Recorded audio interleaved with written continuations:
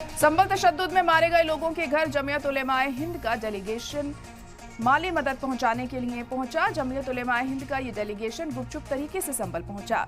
सराय तरीन में मरहूम बिलाल की फैमिली को 5 लाख की माली मदद देने का ऐलान किया गया। पुलिस महकमे को खबर मिलते ही पुलिस मौके पर पहुंच गई। आपको बता दें कि इंतजामिया ने 10 दिसंबर तक भारी लोगों के संभल आने पर बैन लगा रखा है।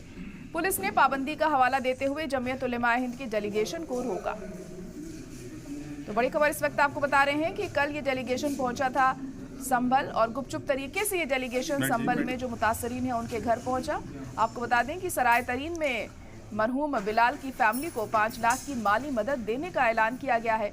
पुलिस महकमे को जैसे ही खबर मिली पुलिस मौके पर पहुंची। आपको बता दें कि इंतजामिया ने 10 दिसंबर तक भारी लोगों के संभल आने पर रोक लगा रखी है। पुलिस ने पाबंदी का हवाला देते हुए जमीयत उलेमाए हिंद के डेलीगेशन को वहां पर रोका।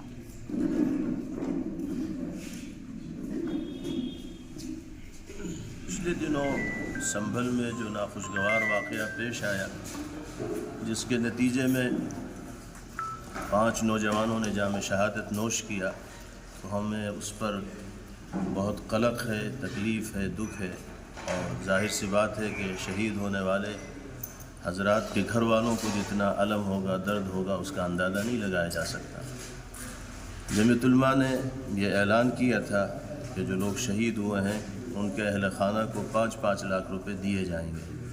आज उसी सिलसिले में जमीयत उलमा हिंद के सदर मोहतरम हज़रत मौलाना सैयद महमूद असद मदनी दामद बरकातुहुम की हिदायत पर जमीयत उलमा हिंद के नाज़िम अमूमी हज़रत मौलाना हकीमुद्दीन साहब कासमी दामद बरकातुहुम के हमरा जमीयत उलमा का ये वफ़द यहाँ आया और शुहदा के लवाहिकीन को एक जगह इकट्ठा किया गया और उनके हवाले 5-5 लाख रुपए की रकम डीडी की शक्ल में की गई, उनके सुपुर्द की गई। और जमीयत उलमा ये यकीन दहानी भी कराती है कि आइंदा भी जिस तरह की ज़रूरत होगी उसकी तकमील की कोशिश की जाएगी। बच्चों के तालीमी अखराजात हैं उनको भी बर्दाश्त करने की कोशिश की जाएगी इंशाअल्लाह। और जो भी ज़रूरत होगी इंशाअल्लाह कदम ब कदम, शाना बशाना जमीयत उलमा के खुद्दाम ज़रूरतमंदों के साथ खड़े दिखाई देंगे।